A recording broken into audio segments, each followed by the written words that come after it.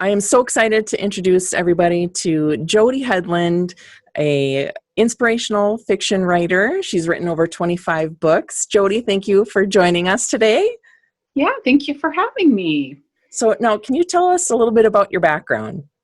Well, I, like most writers, have been writing since probably I came out of the womb. I don't know. But yeah, all throughout my childhood, I would fill notebooks with fairy tales and stories and just loved writing and entered some writing contests and just enjoyed it a lot. But then as I moved into my college years, I was just really unsure like how I could use my writing as a career or even just my writing gifts in general, and just had a really hard time in college trying to figure out how to do that. So eventually I decided to get a day job, in it is what it's known in the writing world, and then write on the side. So my day job was in social work. I majored in social work, got my undergraduate as well as a master's in that. And all the while I was going to school and working in my early career years, I was always writing and was getting very close to publication at that point, had some interest from some editors. But then as life would have it, I started having children. And so I put my writing on hold for about 7 years and focused on my babies. And part of that was I had a 2-year-old and twins. So I really didn't have much of a choice at that point, unless I wanted to go crazy. But changing diapers was really a full-time job for me. So, but it was a good break, helped me to mature and just really gain some life experiences that I could then translate into my writing later. I ended up having 5 children, and after my 5th was born, when she was a baby, I began to write again. And at that point, I was still a stay-at-home mom, and writing was something I was just doing part-time, and basically wrote a book during nap times, my kids' nap times. And so when I finished the book, I turned on the internet, which had not been available when I was writing previously. But when, at this point, I started researching how to get published, and I was really in for a surprise because things had changed a lot since I had been writing before kids. And I quickly realized that I was going to need a literary agent if I had any chance of getting into traditional publication. So then I began to research agents and just, exploring how this whole thing worked. And then as I figured it out, began to send out some queries, which are those initial emails where you start to feel out whether an agent would be interested in what you're writing. And so I sent all of those emails out, and I just waited, so excited, sure I was going to hear back. And like a week passed, and then 2, and then 3, and then like 3 months. It was a long wait. And finally, one agent did show some interest and asked me to send her a full manuscript. So I did. But again, I waited and waited and waited and waited, and I never heard back from this agent. I knew she had it and she was going to get to it, but it sat in what they call their slush piles. And so it sat there for months. And finally, what gave me a big break was in entering a writing contest. And I entered that manuscript as well as a different one into this unpublished writers contest, and was surprised when both of my manuscripts finaled. And when it did, I then contacted this particular agent and let her know that my manuscript had finaled. And that was really the kind of the push she needed to look at the manuscript to realize that, okay, maybe there is something there that has potential. and it gave it a little more of priority to her.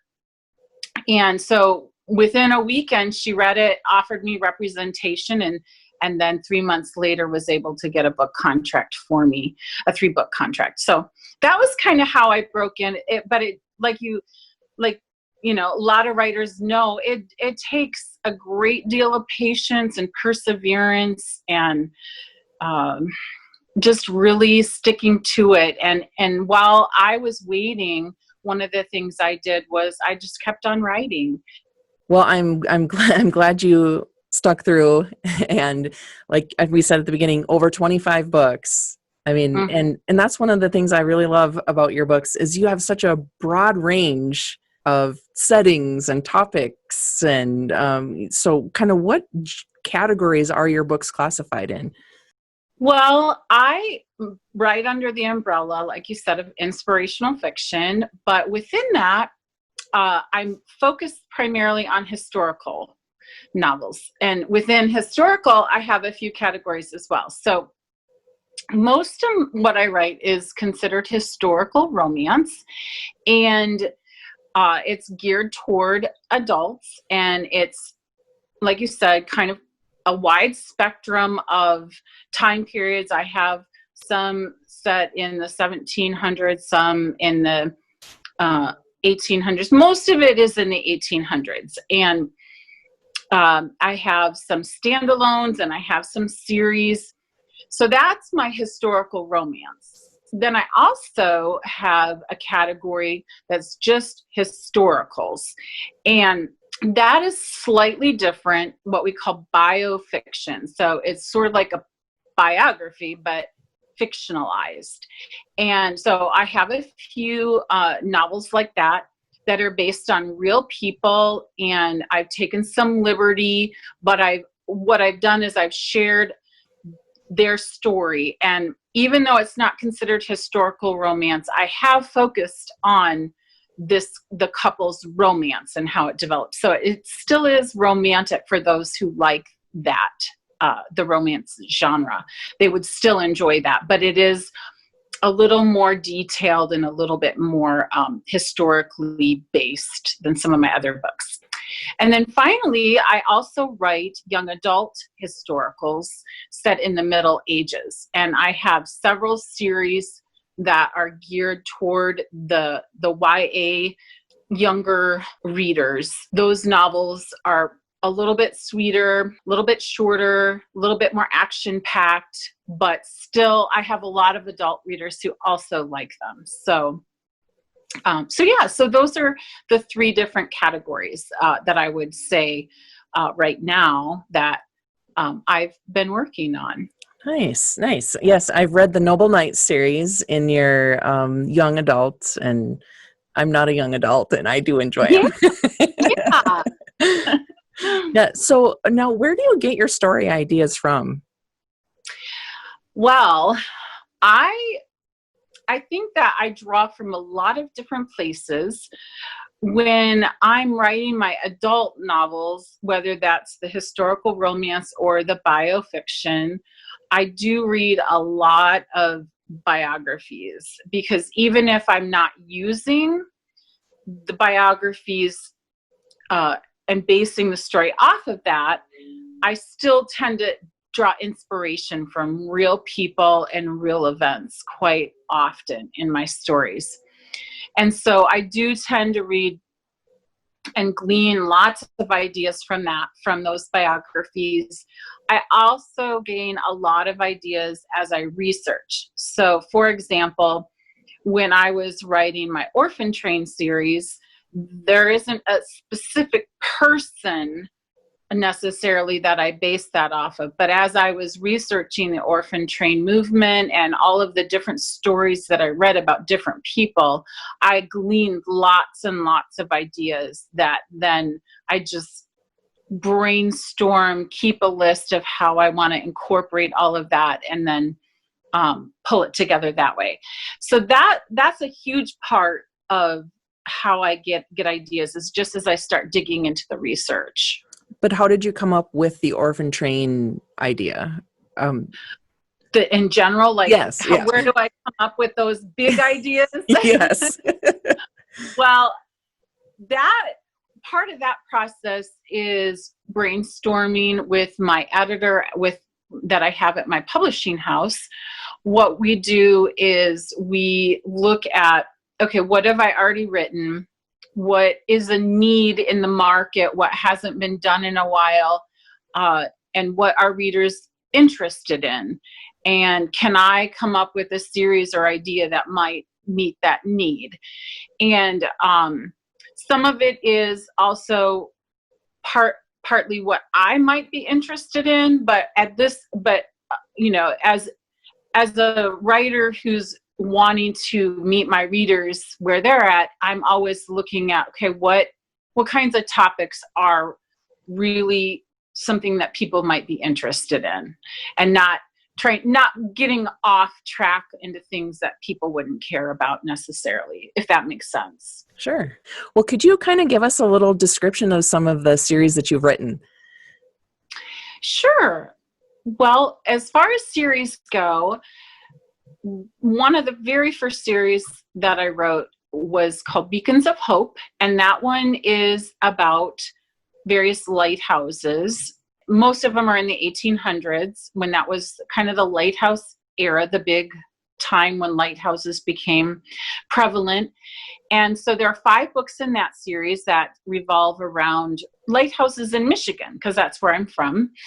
And then a second series that I wrote was called the Orphan Train series, and I just mentioned that briefly already. And that one revolves around the movement in our country to take homeless children out of big cities, mainly New York City as it started, and placing them in homes, sort of a fostering out movement. Foster care, early foster care was basically what it was, with the potential for those families to adopt. And they would ride west on these trains, and these agents would help them find homes. So I have 3 books in that series.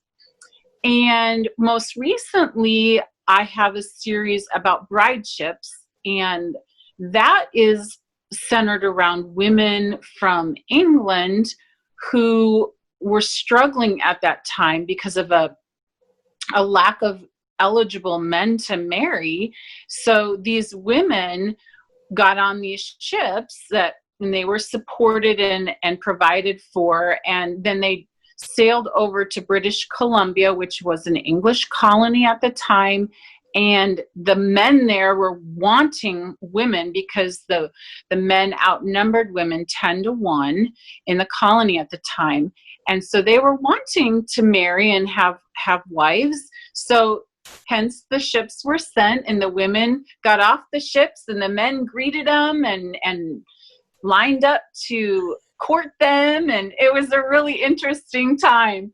So I have actually 4 books in that series, and that's currently in the process of being released. So the 3rd book is releasing in a couple of weeks, and the 4th book in that series will release at the end of the summer. So excellent. Yes, I read the Beacons of Hope series, and I really enjoyed that. I loved learning about lighthouses and the keepers of the lighthouses. So can you tell us any of the cool things that you found while you were researching about lighthouses? Oh, for sure. That was such a fun thing to research. I live in the middle of Michigan, and Michigan is surrounded by 3 lakes. So Michigan is actually home to the most lighthouses in the United States. So because I live in the middle of the state, I'm able to easily drive an hour or 2 and be at any particular lighthouse. And so it was really fun being able to drive and visit these lighthouses and climb up into many of them. And in fact, for the 3rd book in this series, I went on a little trip, and this one set way up in the Upper Peninsula of Michigan. I drove up there with my kids, and we stayed in an assistant lightkeeper's cottage for a week next to the lighthouse that I use in the story. And it was really fun to just be right there and pretend like I was the light keeper. And so I did a lot of fun things. Just really being able to be on site and ask lots of questions to the different staff who ran the lighthouses, and they were always so helpful. And it was a lot of fun. It was really one of my bucket lists to visit all the lighthouses in Michigan, and I've gotten pretty close to visiting all of them in the Lower Peninsula. So still we'll get to the ones in the Upper Peninsula someday. Yeah, no, it was really interesting, just some of the details that you had in there. And Michigan was home to the most women involved in the lighthouse, correct? Right. Yeah. Yeah. I read a wonderful book about that, and all these women who were either lightkeepers or assistant lightkeepers during that period of time.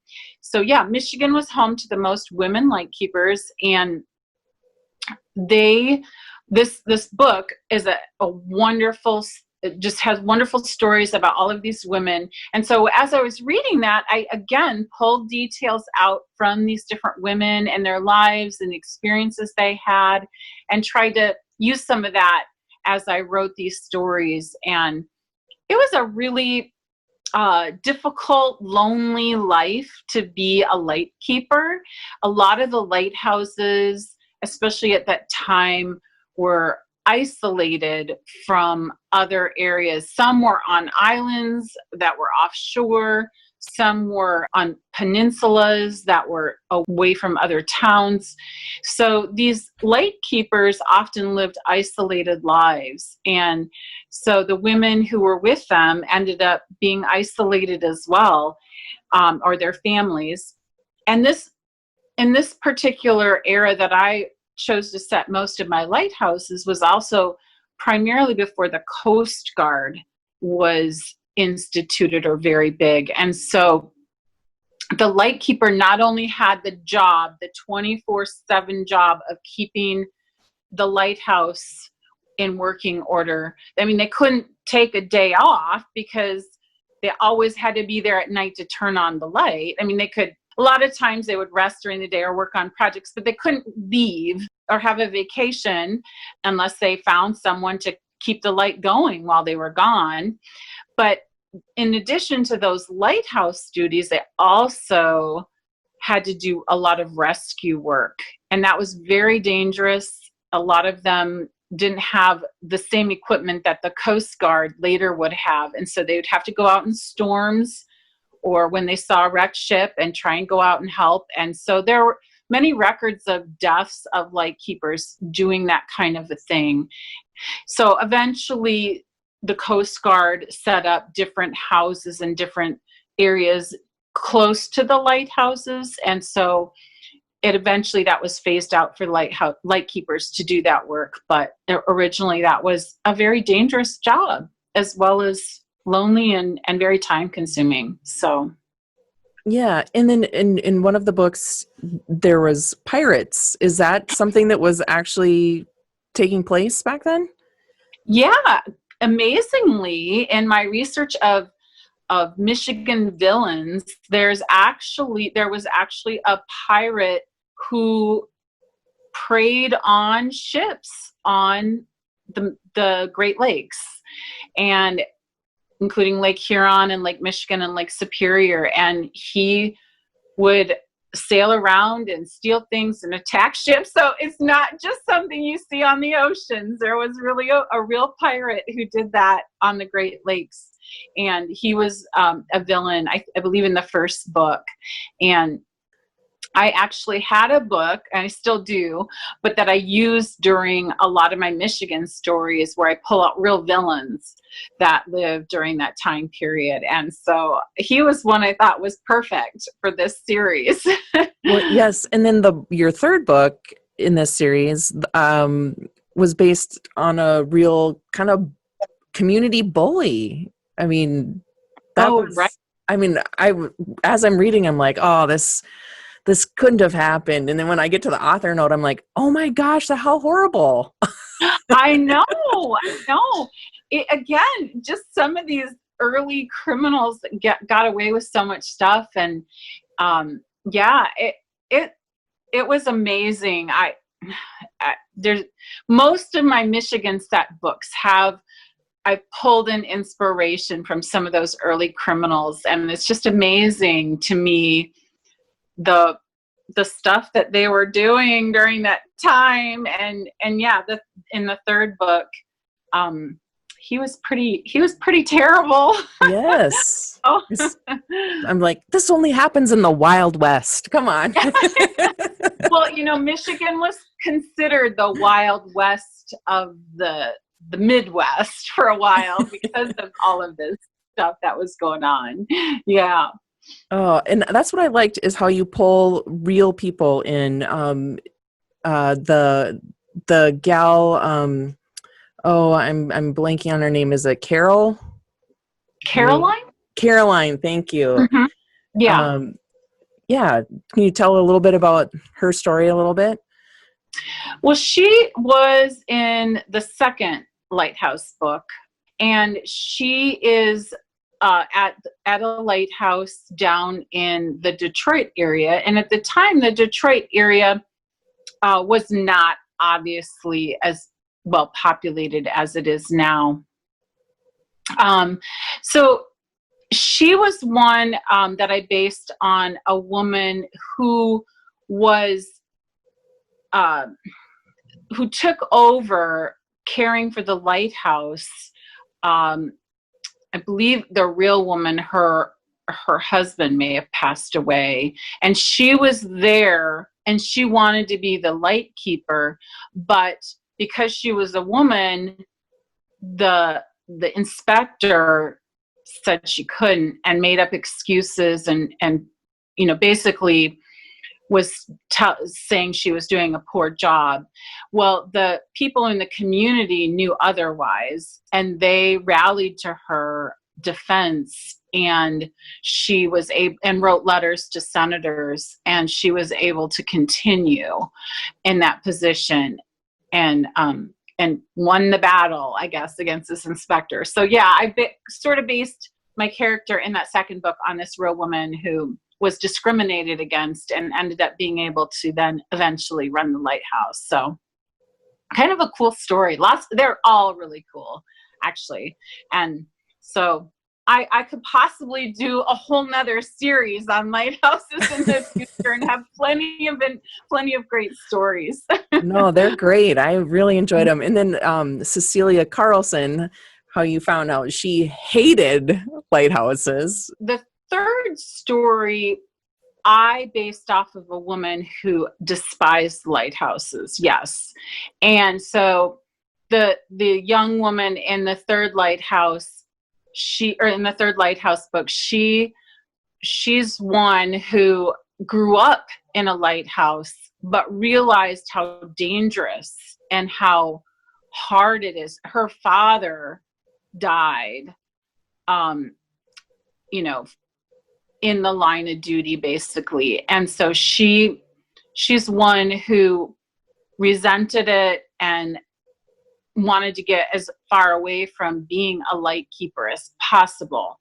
But of course, having that kind of experience, she ends up in a lighthouse eventually anyway, and has to wrestle with her ghosts and her past issues, and learns to embrace and recognize her fears and face those, so that she's not letting that stand in her way anymore.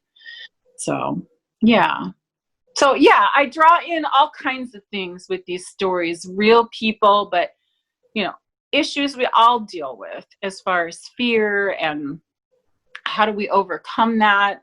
How do we move forward when we've been hurt and traumatized? And so those are all issues that these women have to deal with in one form or another.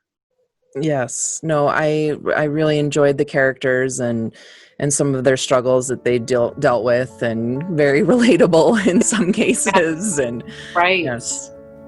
Please join us next week as we continue our talk with Jody Hedlund. She'll be talking about her new series, The Brideships, and what she has coming up in the future. Thanks for joining us.